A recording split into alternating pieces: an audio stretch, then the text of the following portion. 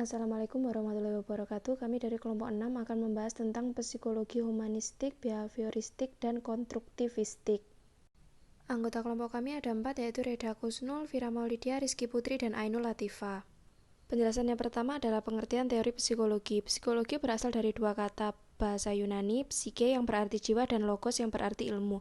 Secara harfiah, psikologi dapat diartikan yaitu ilmu tentang jiwa atau ilmu jiwa. Menurut Branca, menyatakan bahwa psikologi sebagai ilmu tentang perilaku. Berikutnya adalah psikologi humanistik. Psikologi humanistik menekankan kebebasan personal, pilihan kepekaan, dan tanggung jawab personal, sebagaimana yang dinyatakan secara tidak langsung oleh tema itu. Psikologi humanisme juga memfokuskan pada prestasi, motivasi, perasaan, tindakan, dan kebutuhan akan umat manusia. Berikutnya, implikasi terhadap pendidikan adalah sebagai berikut. Perlakuan terhadap individu didasarkan atas kebutuhan individual dan kepribadian peserta didik. Metode belajar menggunakan metode pendekatan terpadu dengan menekankan kepada ilmu-ilmu sosial. Bentuk pengelolaan kelas berpusat pada peserta didik yang mempunyai kebebasan memilih dan guru hanya berperan untuk membantu. Psikologi belajar merupakan ilmu yang mempelajari tentang perilaku individu dalam konteks belajar. Psikologi belajar mengkaji tentang hakikat belajar dan teori-teori belajar, serta berbagai aspek perilaku individu lainnya dalam belajar, yang semuanya dapat dijadikan sebagai bahan pertimbangan sekaligus mendasari pengembangan teknologi pendidikan. Oleh sebab itu, dalam pengembangan teknologi pendidikan yang senantiasa berhubungan dengan program pendidikan untuk kepentingan peserta didik, maka landasan psikologi mutlak harus dijadikan dasar dalam proses pengembangan teknologi pendidikan. Perkembangan yang dialami oleh peserta didik pada umumnya diperoleh melalui proses belajar. Guru sebagai pendidik harus mengupayakan cara atau metode yang lebih baik untuk menjelaskan proses pembelajaran guna mendapatkan hasil yang optimal. Hal tersebutlah yang mendasari psikologi mutlak harus dijadikan dasar dalam proses pengembangan teknologi pendidikan.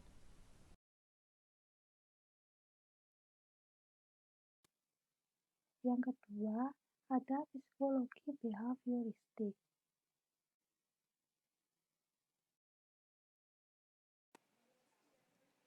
Teori belajar behavioristik adalah sebuah teori yang dicetuskan oleh G. dan Berliner tentang perubahan tingkah laku sebagai hasil dari pengalaman. Teori ini berkembang menjadi aliran psikologi belajar yang berpengaruh terhadap arah pengembangan teori dan praktek pendidikan dan dalam pembelajaran yang dikenal sebagai aliran behavioristik. Aliran ini menekankan pada terbentuknya perilaku yang tampak sebagai hasil belajar.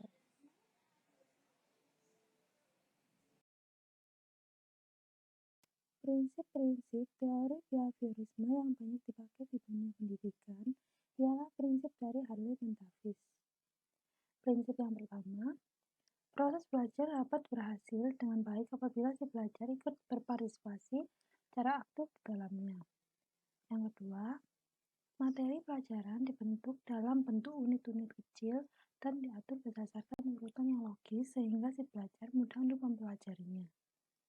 Yang ketiga, setiap kali si pelajar memberikan respon yang benar, maka ia perlu diberi penguatan berupa penguatan positif sehingga memberikan pengaruh yang lebih baik daripada penguatan negatif.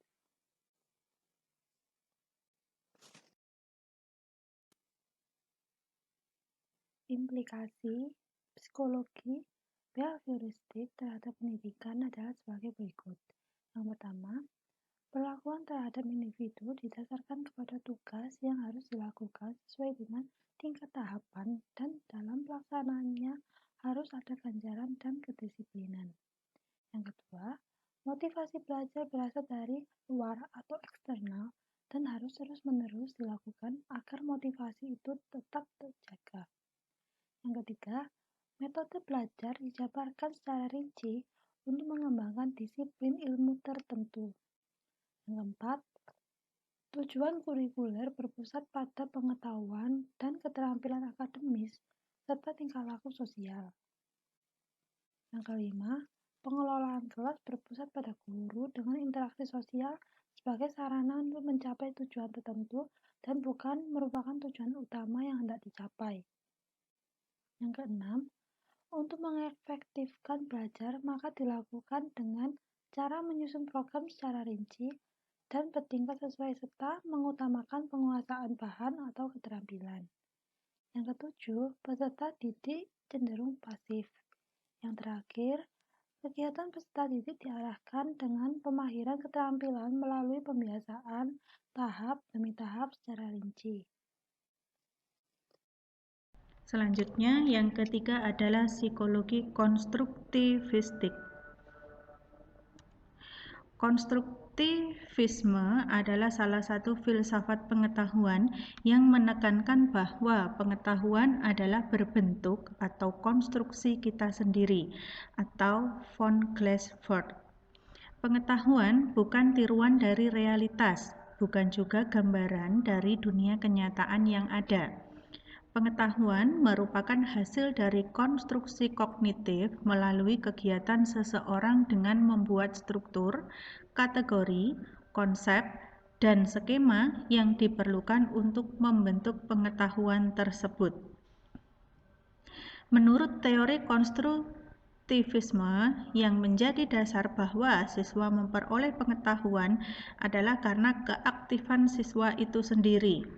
Konsep pembelajaran menurut teori konstruktivisme adalah suatu proses pembelajaran yang mengkondisikan siswa untuk melakukan proses aktif membangun konsep baru dan pengetahuan baru berdasarkan data.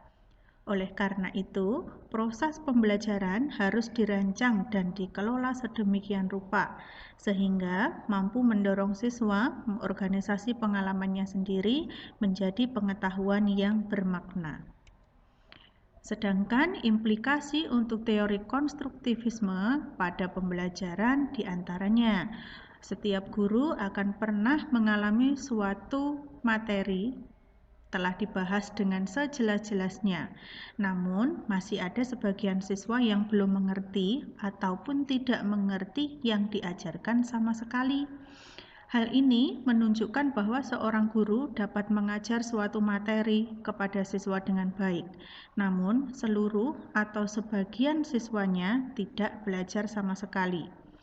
Usaha seorang guru dalam mengajar tidak harus diikuti dengan hasil yang baik pada siswanya, karena hanya dengan usaha yang keras para siswa sendirilah yang akan betul-betul memahami suatu materi yang diajarkan. Tugas setiap guru dalam memfasilitasi siswanya sehingga perlu materi yang dibangun atau dikonstruksi para siswa sendiri, bukan ditanamkan oleh guru.